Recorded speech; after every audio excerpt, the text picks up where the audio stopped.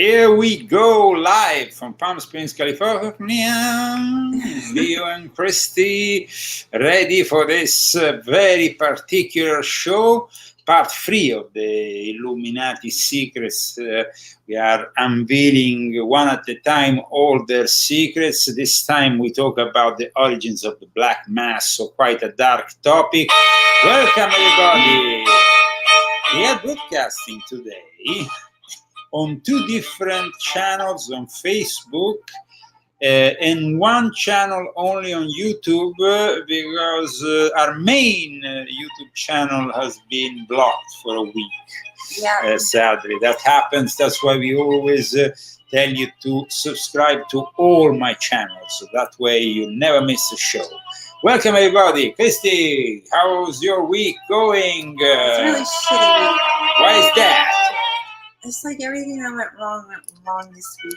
Oh, why is that? Oh, why is that? It's over now, so let's not talk about it. Okay, no. Do you want me to talk about it? No, it's you don't want me to talk about it? It's okay. So, well, I mean, now it's fine. No. You want to talk about it? Well, I don't know. What happened? What happened? Okay, well, they called him. You want me to say it? Yes. It's a pretty incredible story, but it deserves to be said. It really stressed me out so bad this week. I can't even tell you. Well, they called him for jury duty, okay? Hmm. Those idiots called him for jury duty, and he's not even an American citizen. He's not eligible yet. He's only a green card holder. And for the last week, I was trying to tell him that, and they wouldn't answer their phone. They wouldn't accept anything that I sent them. But in a way, it's a compliment. Because they want me to be American. They're already coming for jury duty. And the thing is, I got called last year, so why can't you just leave us alone? My mother never got called for jury duty her whole life. And, everybody's getting called in this family. And you're not even a citizen. So. It must be a California thing. They call everybody for jury duty. I don't know, but I'm not yet American. Just tell them you work for InfoWars and they'll never want you again. Well, by the end of the year, we hope that I can participate in jury duty, because by the end of the year, I hope to become American. Yeah, you can if you want. I mean, you have to, actually. It's an obligation, but since you're not American, you don't have to do it. Well, not yet, but at the end of the year, I will be able to do it. It was really the people. It stressed you out because... I mean, I've never been in trouble, and I've never even had a traffic ticket, so I've never dealt with the court system, and I had to call them all week, and they don't answer. They don't answer the phone, and I stayed on there for 90 minutes, and then they said I was on a queue of 18 people, but the queue never moved, and finally I gave up and I hung up. So, right now he's got a failure to appear. I have a failure to appear. I'm already a bad citizen. I'm not even a citizen yet. Whoa! Welcome to the Zagami Show! Today we go... Oh, and our bed broke. That was another thing. Yeah, so we have to get a new bed. That's okay. It's not Okay, so today we discuss the topic of the origins of the Black Mass. And this, of course, deserves some attention, this topic, because a lot of people, when they think about the Illuminati, they think immediately about this topic.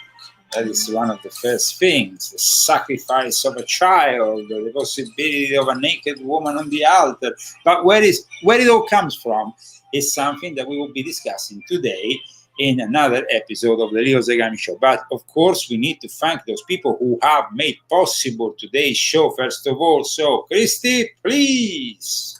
Okay, we would like to thank our incredible sponsors this week, Lisa DeBroud and Bruce Kodish. Thank you very much, Bruce. And Pina, she doesn't want her last name said, but Pina.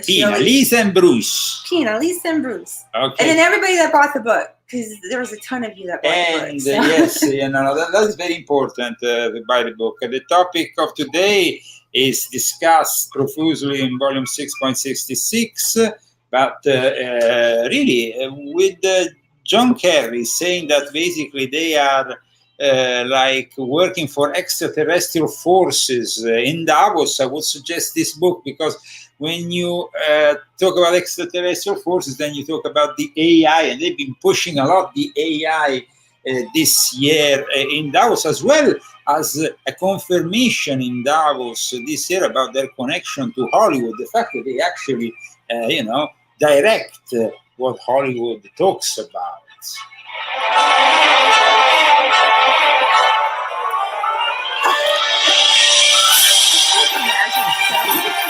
Okay. The girl that stands at the side with the magician. The magic show. The magic show. Okay. We should go to Las Vegas, really. Okay, so let's be serious about it all, because, of course, we are discussing the subject of subjects. We're talking about the black mass. Of course, the black mass comes in existence in the last 5 centuries. Before, there was not much talk about black mass.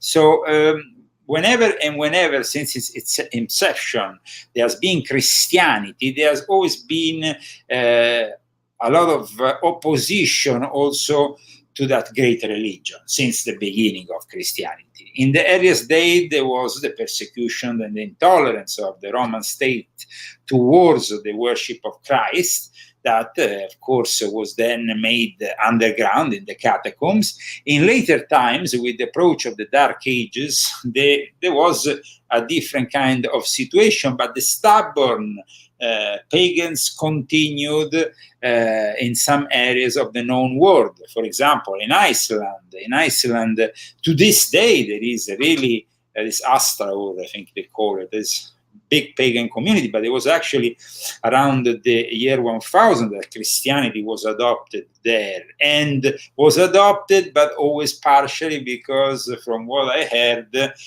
they kind of went to church when the authorities from Denmark or from the mainland arrived there to check out on them. And then they went back to their pagan ways. And then we had, of course, in the 30s of the year 1000 in Scandinavia, the first native-born saint, which is still very known in Norway, Saint Olaf of Norway, who was martyred. So there was a battle against paganism, a war against paganism, but there was also what we discussed in the last couple of episodes. Suddenly, in the Middle Ages, these grimoires started to appear, these ways of evoking forces that are mostly demonic, not really angelic. Though, I mean, we discussed the fact that Sheman Forash for the Jewish is the 72 names of God, but then you had the other darker side, the 72 demons that were involved in this Clavicula Salomonis. And so we are here basically discussing how all these grimoires then influenced the birth of the first black mass. Christy, please. I forgot. I was going to ask you something. Now I forgot. Oh, is there a reason why it's been 5 centuries ago? I mean, because yes. There was a particular figure that, let's say, she was a queen that came from the city of Florence, but became the Queen of France. Her name was Catherine de' Medici.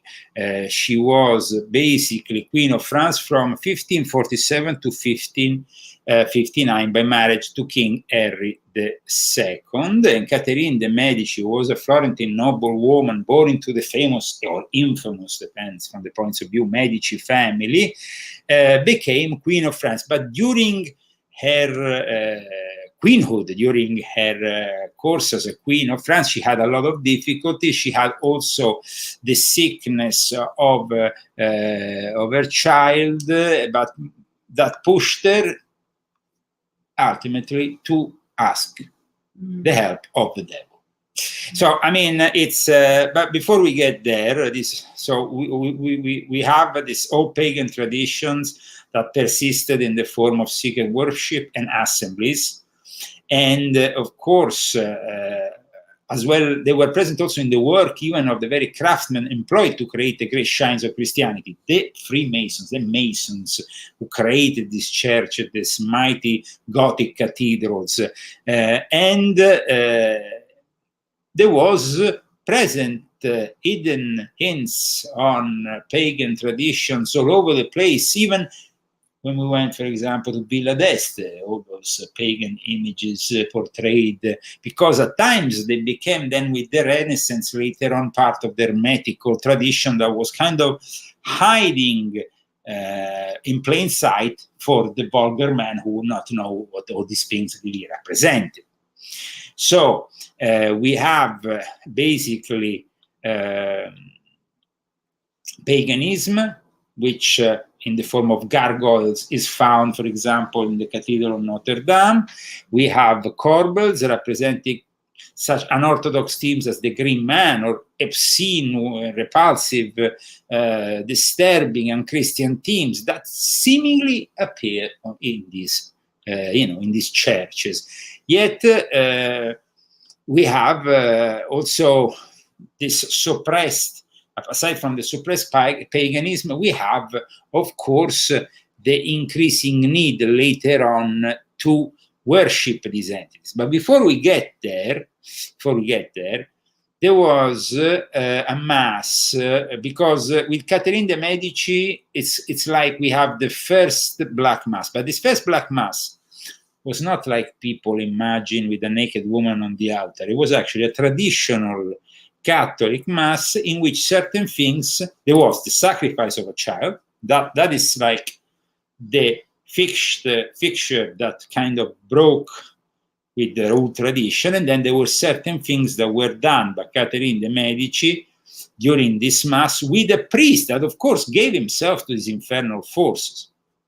So what happens here is that in 1325, there was a Mass celebrated in Cologne, in Germany, by an apostate Dutchman who called himself Christ. So imagine that.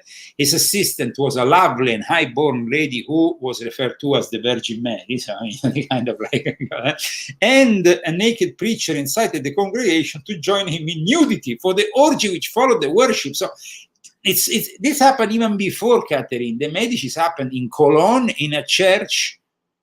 Wow. Which, by the way, is the church where I also have the seal of my family within the families of the Second Roman Empire.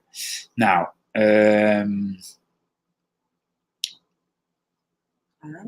it's, of course, something, the Black Mass was essentially something, a creation, though, that becomes more and more like what we are used to it today, later on. Okay, we have Catherine de' Medici starts to kind of like give it this formal direction. No, you have to have a Catholic priest to do a Black Mass, because the Catholic priest basically has to go against his faith and do things that are completely antithetic.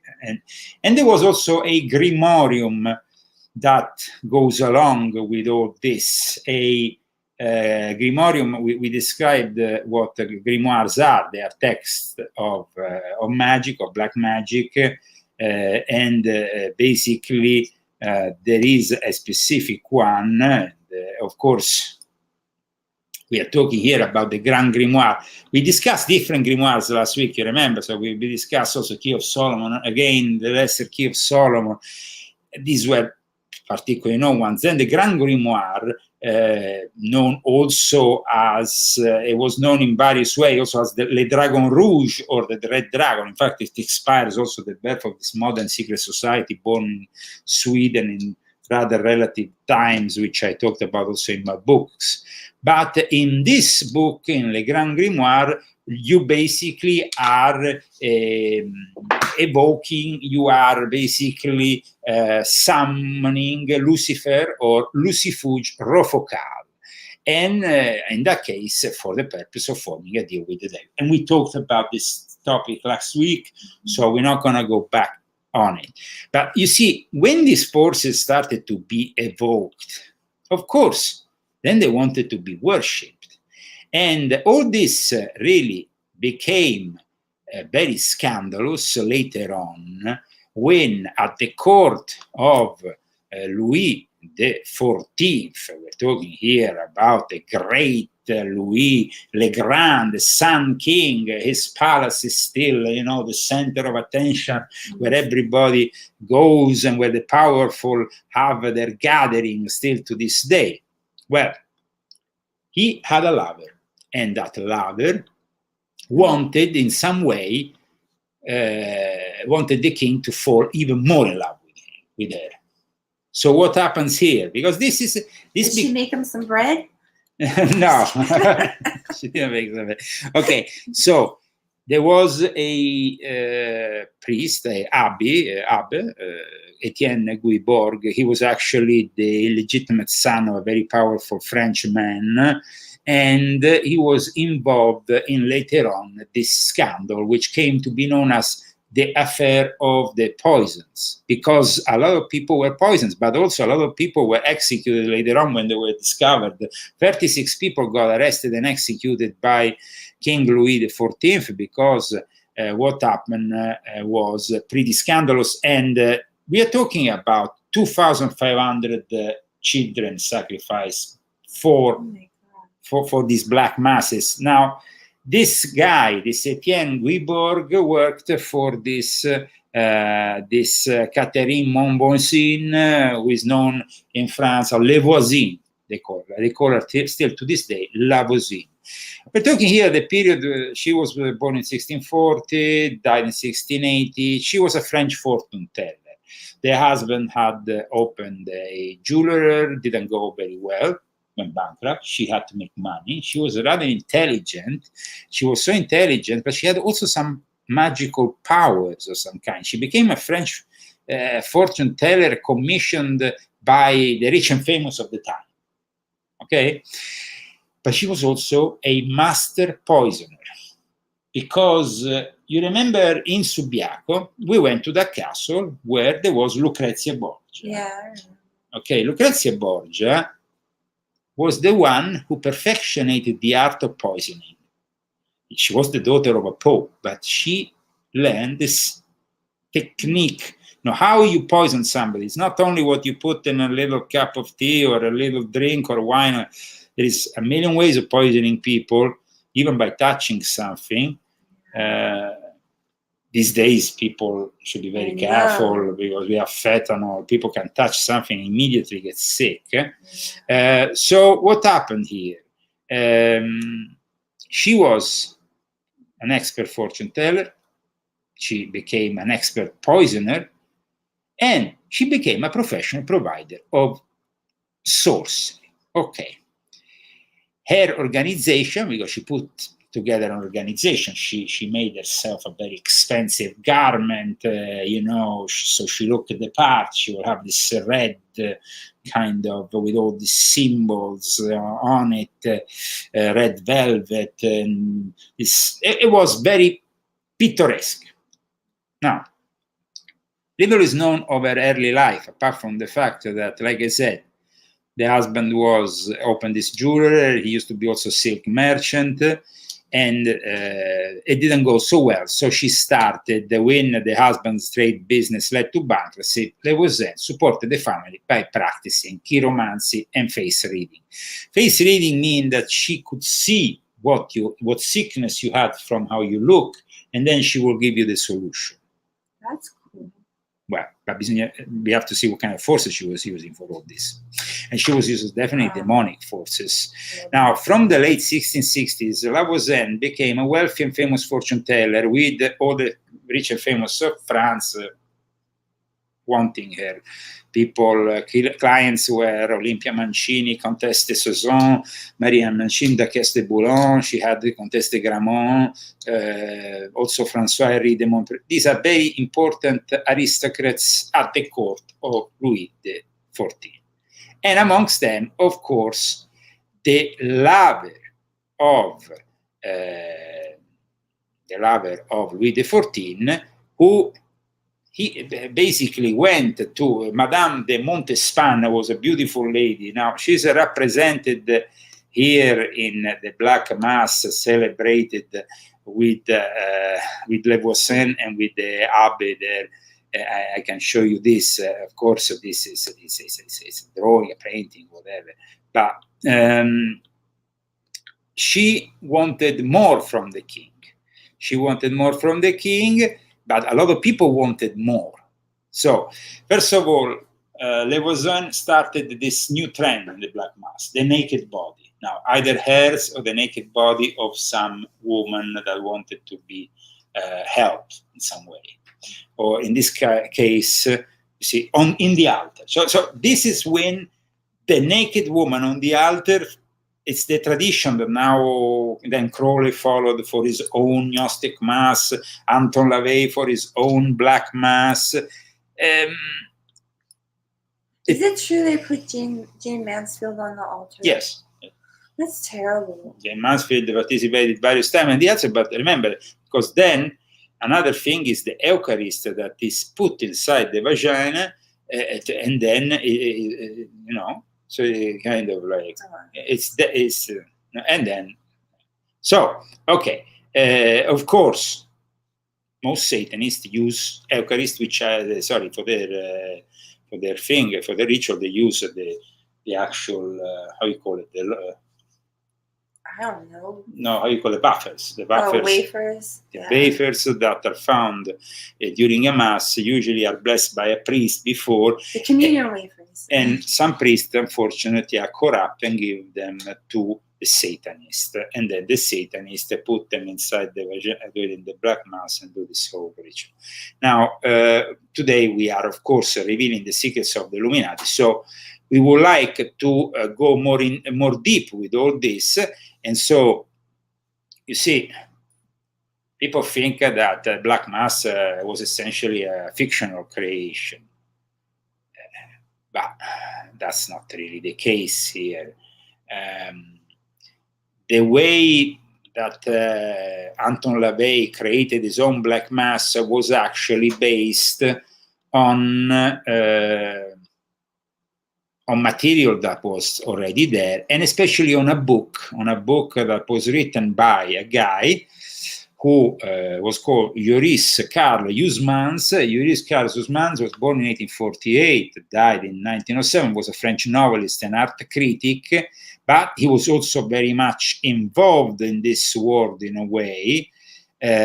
He's considered a great figure of culture, idiosyncratic use of the French language in his books exploded, and his works expressed, though, always deep pessimism. But at one point, he creates a trilogy of a spiritual journey that brings him into the darkest of dark until he then rises from all that and converts to Catholicism. Now, in 1891, he comes out with a book called Là-bas.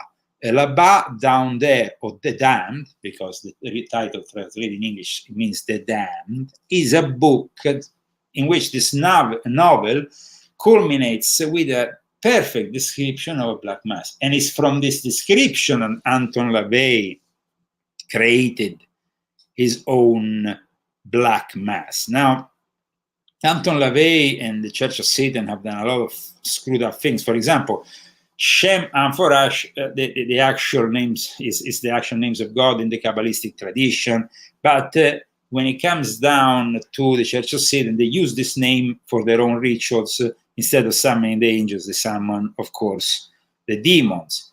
But talking about the Black Mass, because today we are kind of like digging deep and trying to explain to people where all these trends were born out of. You know, this is a description, this image here of that I'm going to show now our audience of the first Black Masses with La Voisin and with that Abbé, that French priest, who was never condemned to death because he was very powerful. His father, he ended up being arrested. He died, of course, in prison. But you see here, there is a child that is being sacrificed, a naked woman on the altar, another naked woman here holding the child that is being sacrificed on the ground.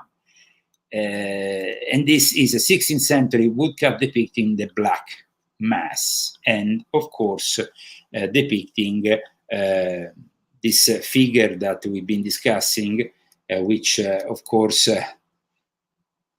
it's the Guiborg Mass is probably the most popular. There is also an image here of the Guiborg Mass in another important influential book, Le Satanisme et la Magie of Jules Bois. Jules Bois is important because he was friend with MacGregor Mathers. So MacGregor Mathers was the Grand Master of the Golden Dawn, who in turn gave a lot of material to Aleister Crowley. So there is a direct connection here to Aleister Crowley. This is an image that I'm going to show you now from this book of Jules Bois. Here we have the book. Of course, I'm going to show it to you now. And welcome to the Leo Zagami show with Leo and Christy. Of course, the topic is a little bit dark, but we are discussing it so you might learn what these Satanists are really up to, not with the speculation of some conspiracy theories, but with rather historian modality. Here you see we have the child that is sacrificed. We have the naked woman on the altar. We have, and this is a representation of Le Voisin, of course, the lover of Louis XIV, and of this infamous series of black masses. Now, at one point, the scandal exploded, so he eventually got arrested, but he should have been really sentenced to death for everything he did.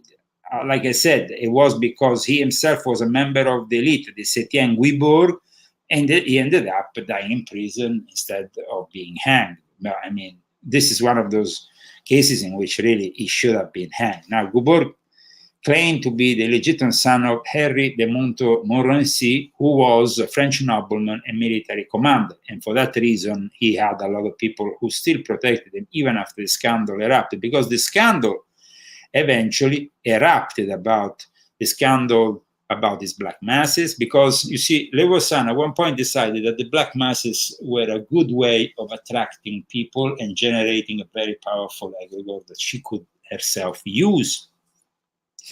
So here we have somebody who was a sacristan of the Saint Marcel Church of Saint Denis, who was later destroyed by the French Revolution, but was a very famous church in France at the time.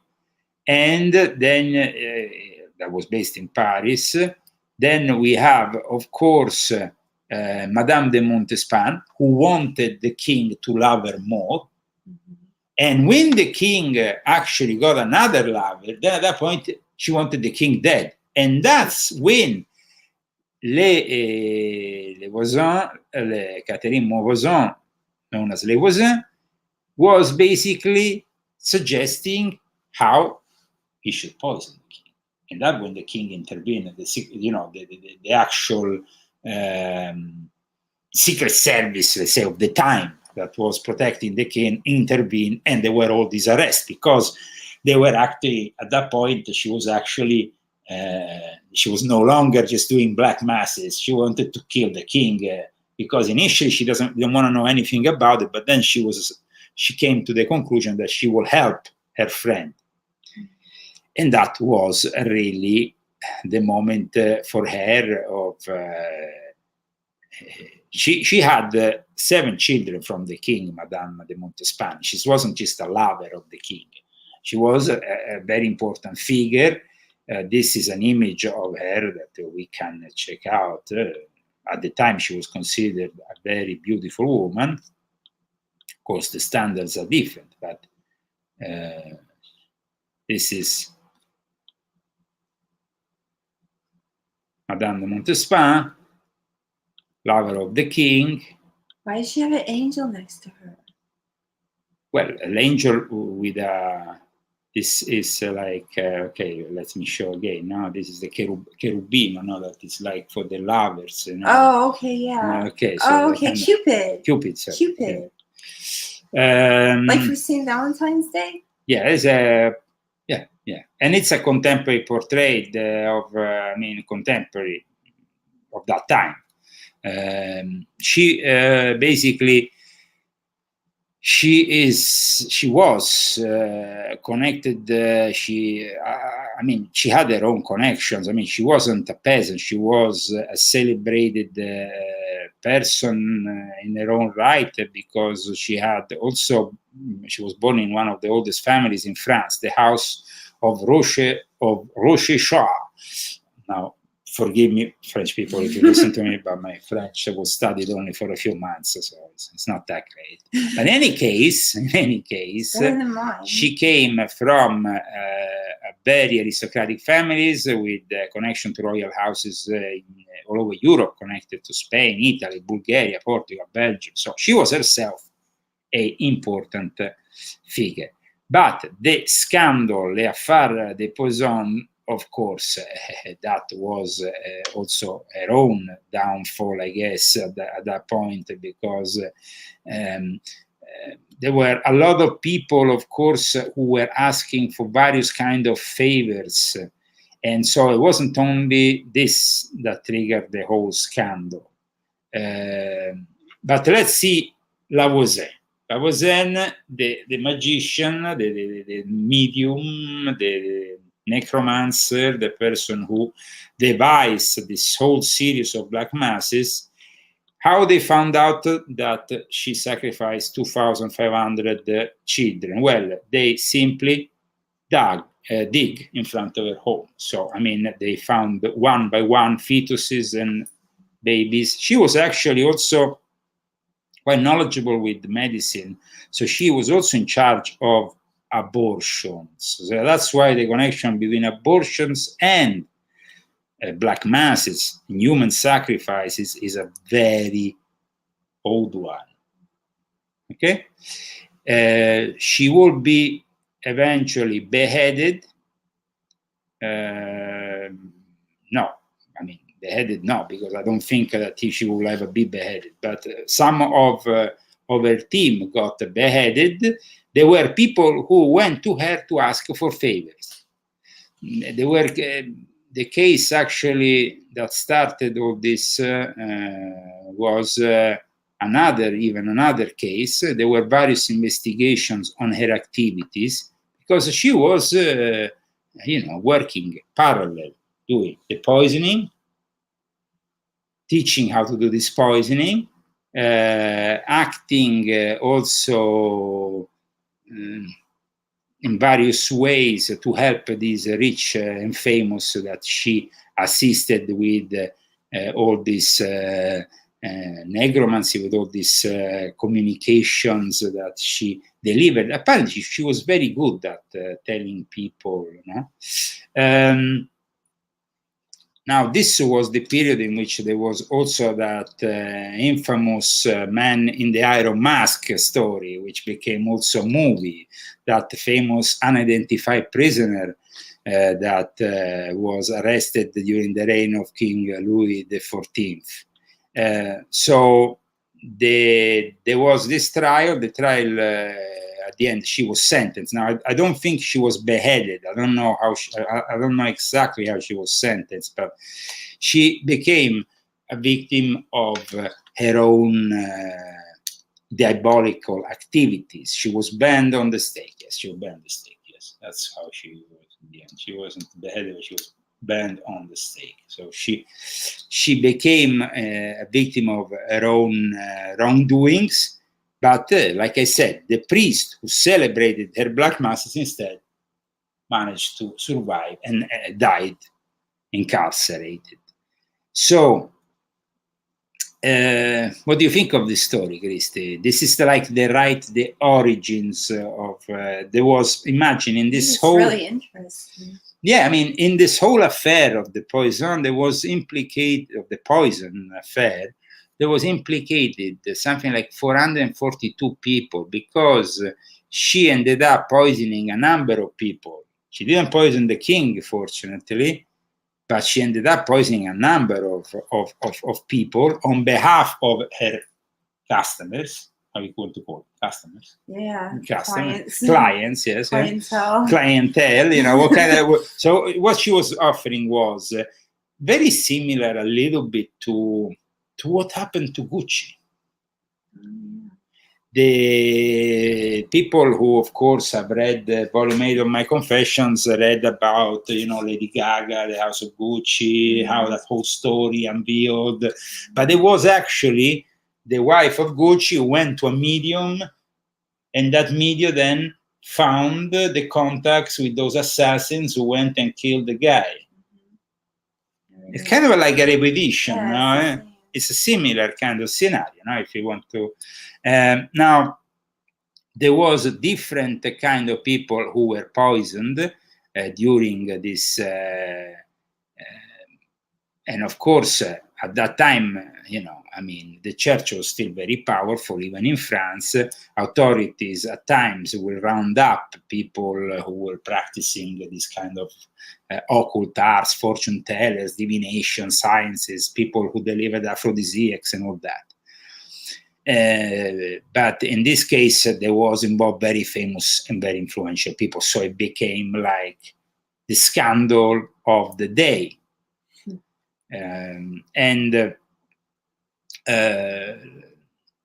Levausan claimed that Montespan had bought aphrodisiacs and performed black masses with her in order to gain and keep the king's favor over rival lovers. This is what she said. She had worked with a priest, of course, and that priest was Etienne Guibord. There was no evidence beyond their confessions, but had a reputation for these people afterwards. The thing is that then the police was given reports of baby bones.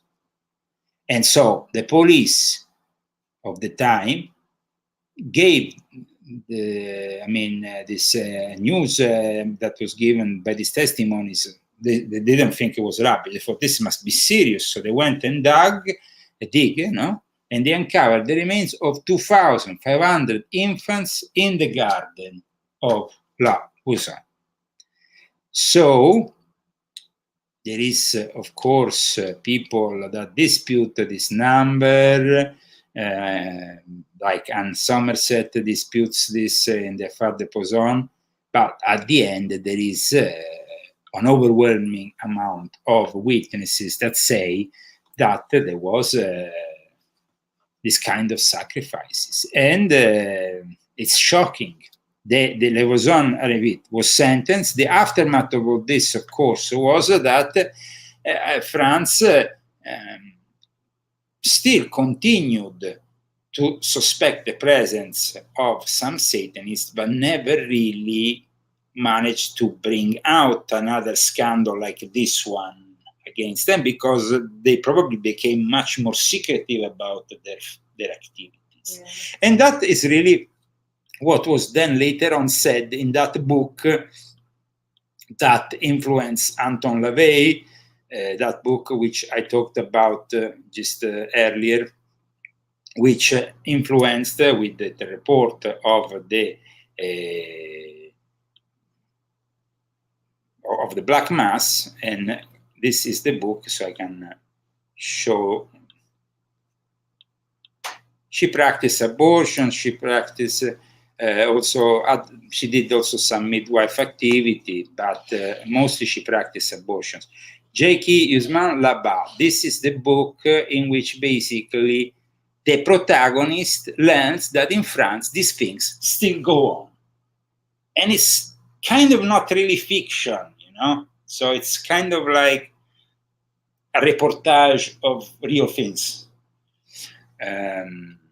So we have here a very particular kind of story that makes us also understand that, because then you have, like I said before, you have also a grimoire that I didn't discuss the other week, that I wanted to discuss this week, because it's connected to the practices of Catholic priests who started to become attracted to the devil. And this grimoire in particular is known as the Grimoire of Pope Honorius. Now, it's claimed that this grimoire was written by a pope. I talked about it since the times of my first interview, which I did, first and only interview, which I did with Project Camelot back in 2007, 2008, whatever it was, back in the days. I talked about this grimoire because it's incredible that a pope was directly involved with a grimoire. Of course, the Vatican says this is not the case, but the grimoire of Pope Honorius is a 17th or 18th century grimoire for some that has only been written with the name of the Pope Honorius III, I mean, connecting it to Pope Honorius. And it's, though, a unique case amongst grimoires because it's specifically designed to be used by a priest. So when you go and read it, here I have a copy of it in my hands, you have basically I get my candle. Why? You get the candle.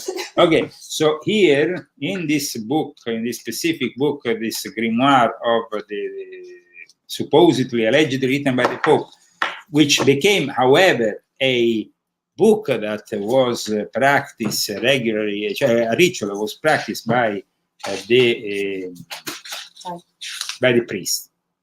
By the priest, yes.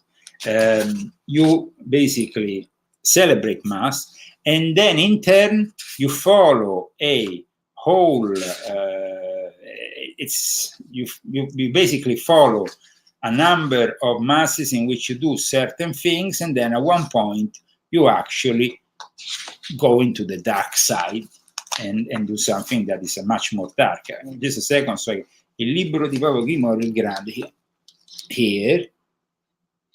And basically, you have these rituals that are done. Sorry.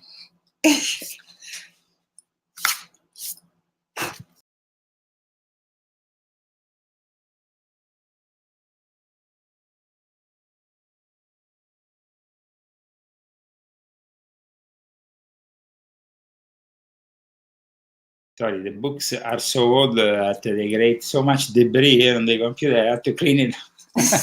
So here you have these symbols that basically are figures that the priest uses. These are magical symbols, seals, sigils. You have a bunch of them. These sigils are drawn on a specific piece of skin of a sheep, fortunately not a boy, because then you have black masses that go even towards that kind of. And basically what happens, they are recited with a psalm. So basically these seals, for each seal there is a psalm that they evoke. Then at one point, when they have completed all of these evocations and all of these rituals, you see, and they basically go, here is a symbol that also reminds us of the Jesuits IHS. So, I mean, of course, in Oxigno is also in this sign, which was basically the way that Constantine the Great then, embraced Christianity. So there is a Christian element here in this whole ritual. And then after all this, you go to the invocation. And at that point in the invocation is part of what is the Liber Spiritum. It becomes a much more dark and sinister thing. And of course, the evocation then becomes the evocation of the king of all demons, and it's all done following this. Oh, we don't say. Oh no! I would not like to read these things out loud. It's better not to read them out loud. No, don't do that. So we have here, it's not a question of historical fiction. Basically, we have here, though, a bunch of priests that from the moment this grimoire started to appear, because this grimoire appeared in the 17th or 18th century as the grimoire of Pope Honorius, but earlier it appeared also another version as the sworn book of Honorius, and the content is basically different, is only derived from this 13th century grimoire, which is closer instead to grimoires like the ones we discussed, the Key of Solomon, Grimorium Verum, and all the others. This one, though, like I said, is has the particularity that it was kind of directed to the priest who wanted to do something naughty, something perverted. I guess that Crowley did the same thing when he reinterpreted the Catholic, actually he reinterpreted the Orthodox Mass, but then he reinterpreted for his own Gnostic Catholic organization. He wanted to reinterpret the Mass so that then a priest could in his head know that for each thing the symbol might be interpreted in a different way. And this happens, I mean, I talked about it also in my books, in volume 1 of my Confessions. It was, he did. Was a priest who was basically celebrating Mass every day with all these old ladies praying and gathering all that power, but then after he will turn around and he will give all this power to the devil. So this is basically what happens. Said Leo, you should enable super chat so that people can donate to you while you stream. I wish that was possible, but unfortunately we have been banned 17 times from YouTube, and it's a miracle that we are on here, and they will never connect us with anything that will give us any possibility of money. The people who donate have done it through GoFundMe. We don't no longer have, as you know, PayPal, and we use Fundly. And Cash App. I'm gonna Cash App. And Cash App also, which is something also that seems to be very popular.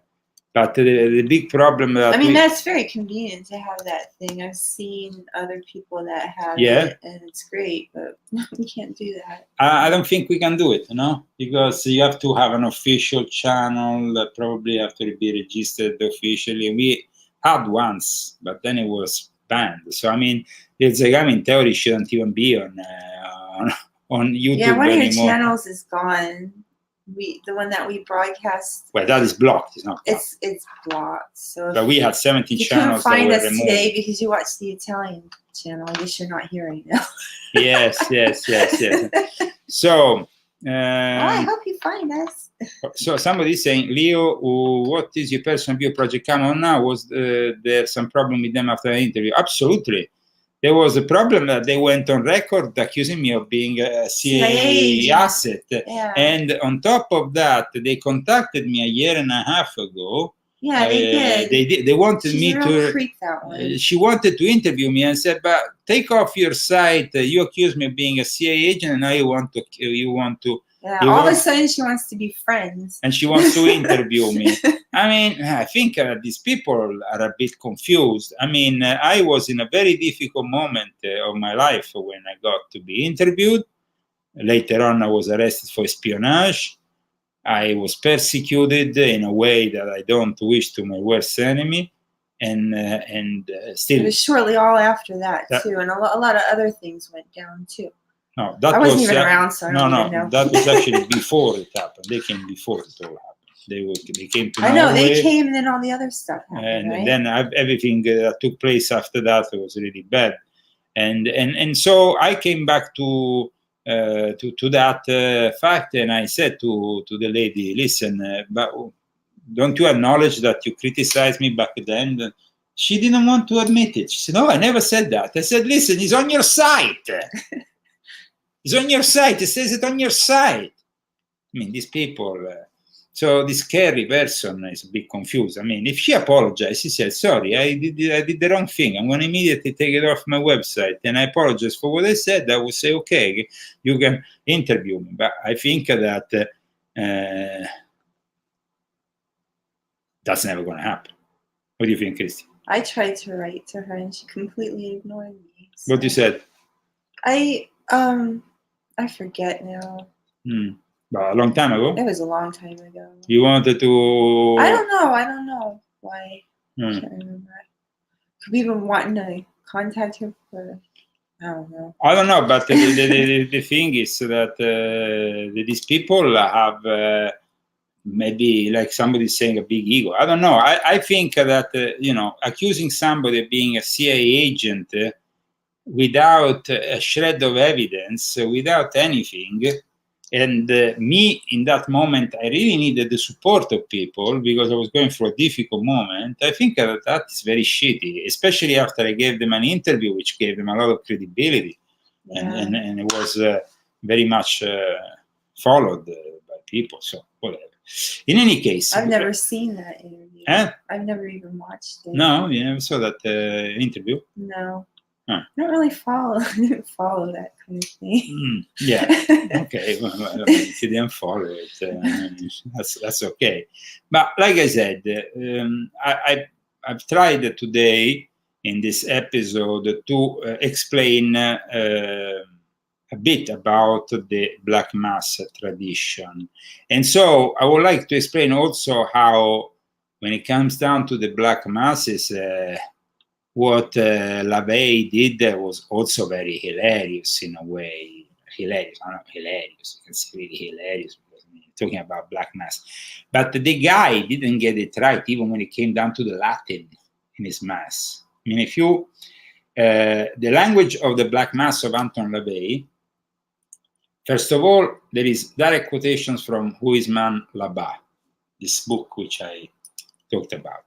The Latin Melech and LaVey is based on the Roman Catholic Latin Missal, reworded so as to give it a satanic meaning. But, and so you have, the Roman Mass starts with In nome Patris et Filii et Spiritus Sancti, introibat altare Dei. LaVey's version is In nomine Magni dei nostri Satana, introibat altari Dei Domini Inferi. But there is some grammatical errors, if you are somebody who knows Latin. I don't think that Anton LaVey and his acolytes had much of a Latin. I don't know why. They seem to have got some things wrong. For example, dignum from the Mass is once incorrectly spelled crinium, as it's printed in the satanic rituals. Then you have, for example, ego vo benedictio, which means I bless you, which should have been instead ego vos benedico. So, I mean, there is, and then there is also some other Satanists who also have kind of distorted things around. But in any case, I don't think that Satan minds. I don't think that Satan minds. So we have, I think today, explained a lot about where the origins of the Black Mass comes from, but I still have some information that I would like to rely for you about the Black Mass. So the fact that we have, for example, this vessel, which is basically this woman on the altar, and it kind of like it's become a characteristic. Everybody thinks about it nowadays, but they don't know where it originated. So today we explain how the Black Mass is performed by this Abbé Guibourg in Paris in the 1670s, launched this trend. We explained also the book in France that inspired then people like LaVey, this book that was written by a gentleman known as Huisman. And we have also explained other things regarding the Caterina de' Medici and Caterina de' Medici used to go around with a seal, a demonic seal. Mm-hmm. So I wanted to show our audience this seal that was used by Caterina de' Medici. Here we have the seal. You do it. My candle. You do it with this candle. I don't know. Okay, so let me show. This is one of the seals. These are these demonic seals that Caterina de' Medici, who is claimed to be probably the one who did the first satanic mass. You know that first one she did? The talisman worn by Catherine de' Medici, which bore the demonic name of Asmodei. But that one that she did, was that at the Magic Door in Rome? No, that was another. That is a different figure. That is connected to alchemy and to something else that we will investigate next week. Oh, okay. So you are kind of going a I little didn't know. But that wasn't Catherine de' Medici. That was didn't they, Christine of Sweden. the Oh, queen. yeah, okay. I got Different. this. Okay, Yes, yeah, yeah. I was getting them confused. No, But didn't they all disappear or something? That is a different story. Oh, We're going I'm to all leave it for the next confused. episodes dedicated to alchemy, because it's important also to discuss alchemy, because, I mean, we've been discussing all the mysteries and the secrets of the Illuminati, but we haven't. So these sacrilegious performances that basically started in France manifested from all this passion that people had for these grimoires, these occult things. It's obvious, Christy, that these entities that were evoked wanted to be worshipped at one point. And so these people started to worship them. And then, like Labat confirms, because then when this other book comes out... Did that start in like 1666 or something? Well, there was actually a mass also celebrated in 1666. And that was a mass, and in fact, I show it in this book. I show the image of this mass, but there is a lot of black, dark. In the 1920s, a short film was made in Paris entitled Messe Noire, and they even made a short film about it, and. I don't know if we can find it here, but it's definitely worth, in the meantime, showing you something a little bit dark. No? Of course. Well, why not? So now on the 6th of June 2006, the Satanic High Mass was celebrated by the acolytes of Anton LaVey.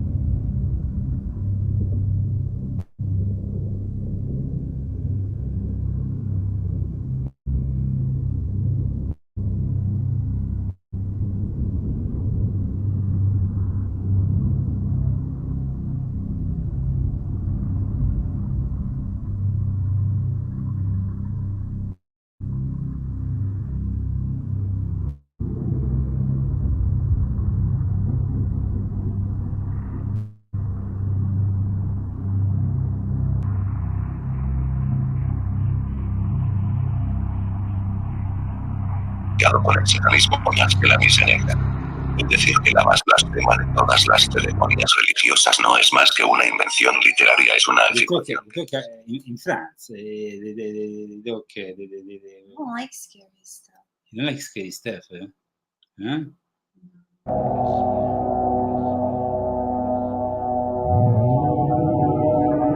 Here we have the naked woman on the altar. The naked woman on the altar, and of course, this is just to give an idea of what they do. I mean, we are not promoting anything here. No way. We are simply, and there was Jane Mansfield at one point. Like we also explained in Volume 8 of my Confessions, that she was very close. Poor Jane. Poor Jane. The satanic, she was confused. She was definitely a very confused and then individual. Chihuahuas died too after. It was terrible. Yeah, what happened to Chihuahuas? They died. They were with her in the car. She got in a car accident. Yes, and she was beheaded. I know. And she was coming from a black mass. That she I don't know if her Chihuahuas died. I don't know. I just think it was very, very, very sad. She was probably just so confused and she didn't know. But I think that it's very important that people understand, and I explained this in volume 6.66, that Paris really became the capital of Satanism in the world. and if you think about it, then you have the French Revolution, Illuminism. You have basically this idea that God is man, that man can be God and God is man, that is promoted more and more. Think about it. France has been promoting really the basis of socialism. In fact, Karl Marx was actually inspired by the Paris experience of La Commune, as they called it, this experience. So the basis of all our evil come from Satanism, come also in part from France, from Paris. It was enormously influential. And like you have Marquis de Sade, of course, bravo, somebody, of course, took also yes, Marquis de Sade, absolutely. And in fact, I would say that Huysmans and the Marquis de Sade are two well-known and quoted figures that are connected to these black masses. They are familiar with these black masses, because Huysmans will have never wrote about it. By the late 1450s, there was evidence to show that drag priests were copulating in church. Rogue priests. Rogue, no, but they were copulating in church. I know, but they're rogue. That means they're like outside of the priest. Yes, but they were not. It wasn't yet formally known as a black mass. I cited what happened in the church in Cologne. I don't know if it was the Cathedral of Cologne. I hope not. But it was a church in Cologne. But these drag priests were copulating in church and mixing their sexual fluids with holy chrism. The same sexuality with the church required to, in a way, not practice. It was then practiced by the perverse, by this parody of the power of the Creator, by these priests who were doing in secret things they shouldn't have done. They were basically helping the devil. Sorry, Christy, I want to put you here, put you there. Sorry. So we have actually these terrible heretics, apostates of the church that launched this. Traditionally, basically, the Black Mass is born within a Catholic context. Let's say this. It's born within a Catholic context, and then the naked body of a girl or a woman who was used as an altar in place of the consecrated stone became the classic Black Mass from the time in which we have just described.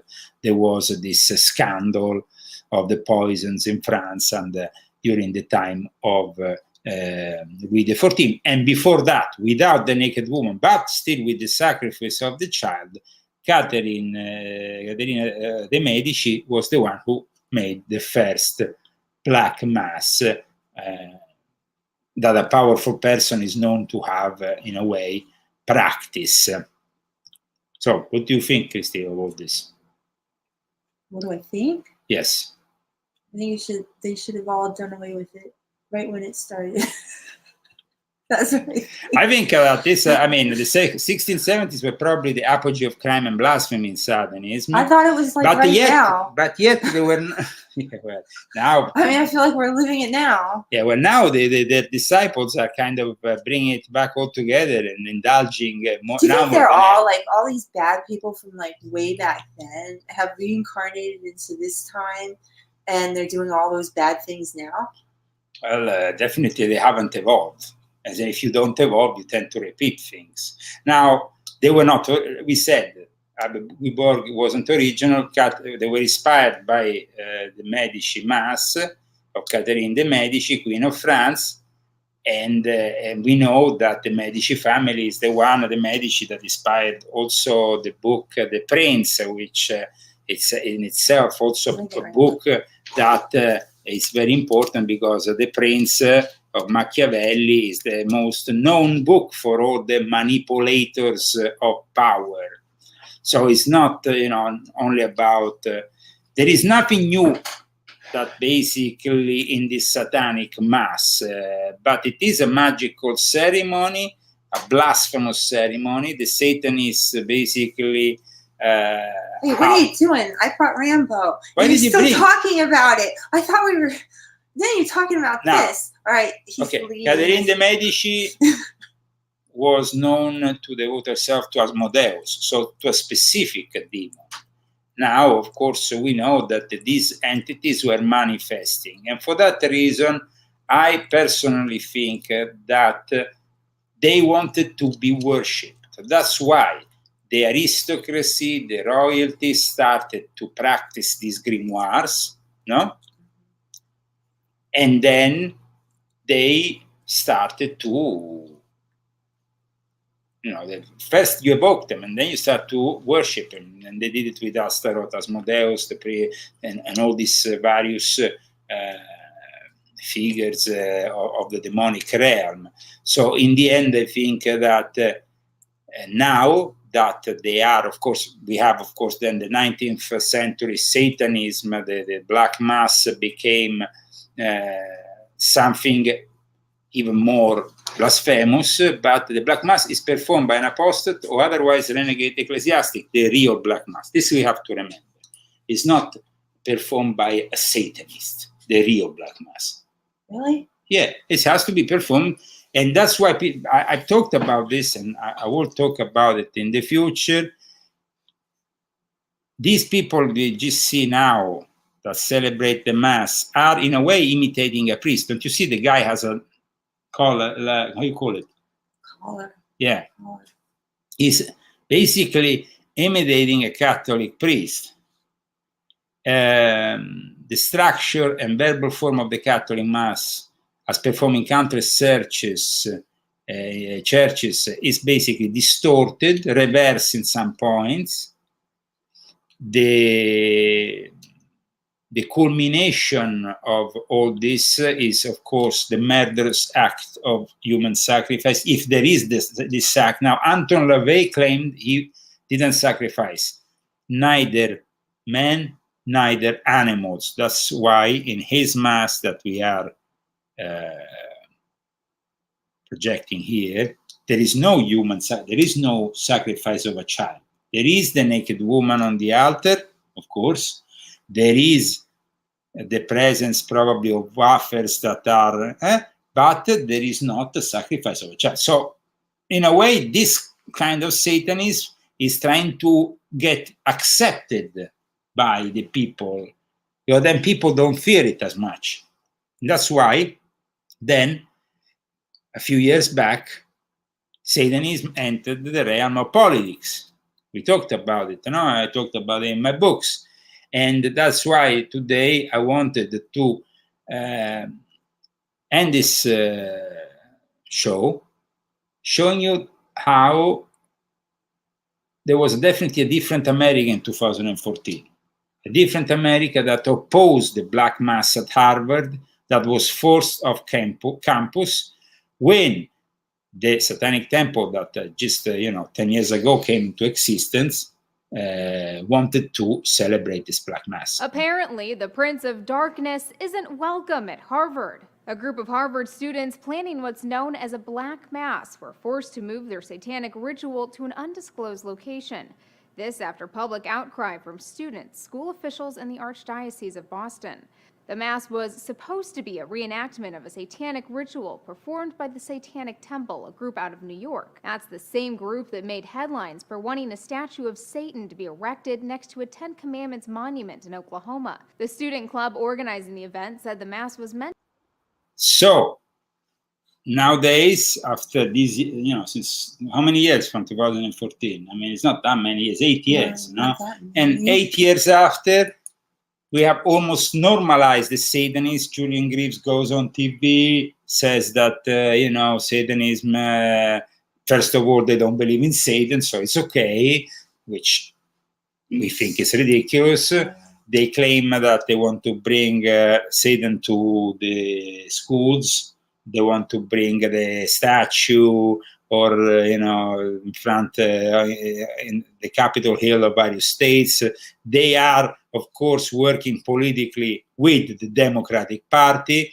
A film about the history of the Satanic Temple was presented at the Sundance Lip-Tarded Festival. All this basically is disgusting, but it is also the product of a situation that evolved through the years. And the Black Mass evolved from the time of Louis XIV until the time of that novel Labat.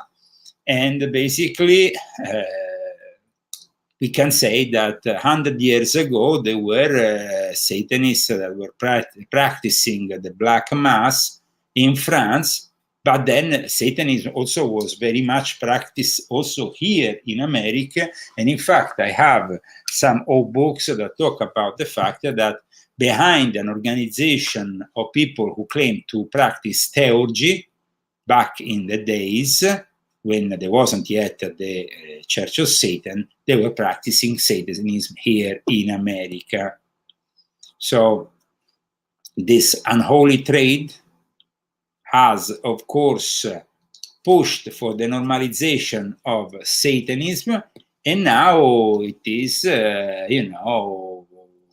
we have basically publications that we have this need almost of promoting everything.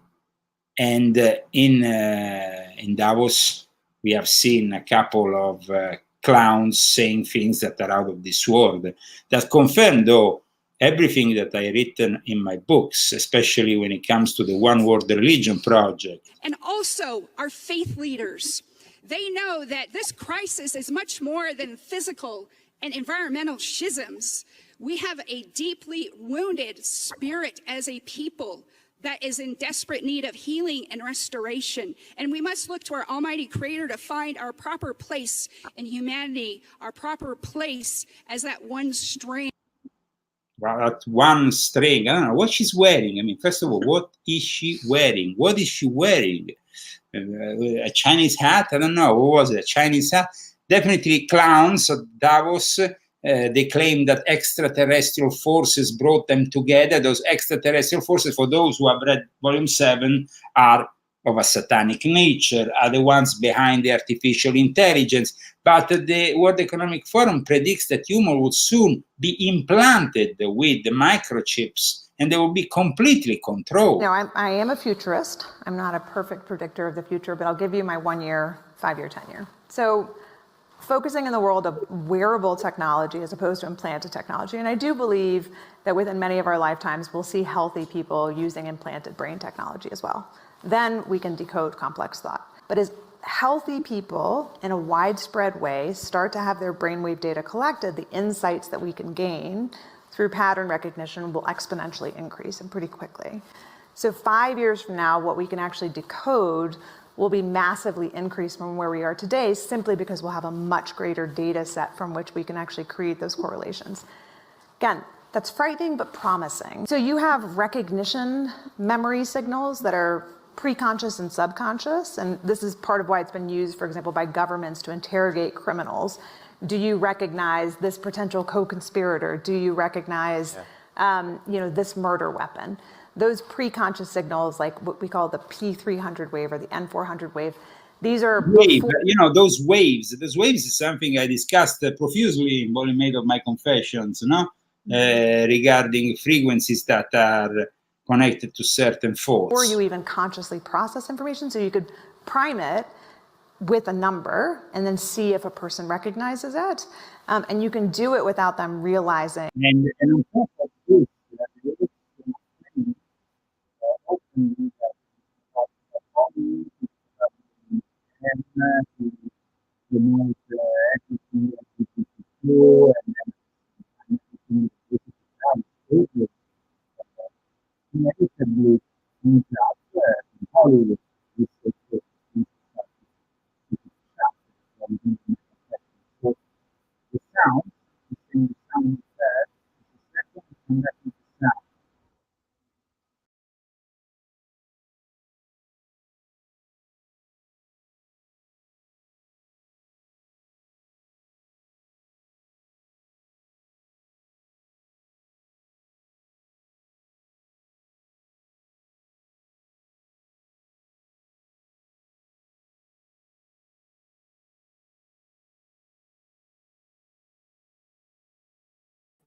Can you hear us? Right at the end. Can you hear us at the end? Sound gone?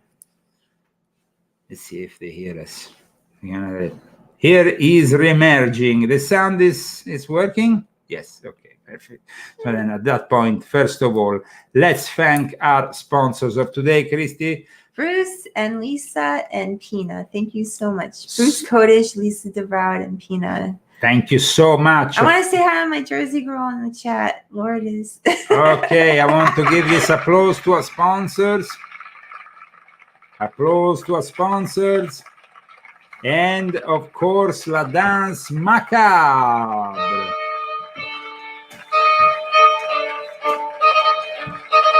What?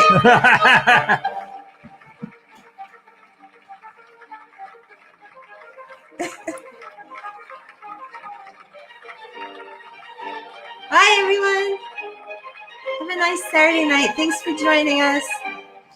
Thank you for joining us. And of course, next week we will be back with the more secrets of the Illuminati. Hope you gather some knowledge. If you have any questions, please forward them to our email together, of course, also with photos. We like to receive photos of my books or Christie's books, because she has also her own books.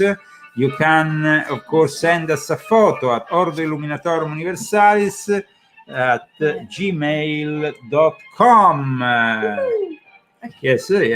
Basically, we have photos that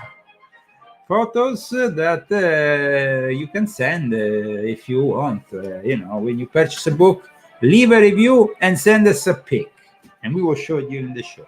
Huh? All the best. Take care. Rambo, what he's doing? He's sleeping. He's watching you, actually. He's watching I'm you. afraid my dress is in. Okay. I don't know if I should get up again. Oh, is that dangerous? It's a little bit. I'm sure a lot of people will enjoy that. Shut up. Take care, guys. Bye. Have a great week. And from Palm Springs, California, that was the Leo Zagami Show. Sounds good. That was the Leo Zagami Show. That was the Leo Zagami Show.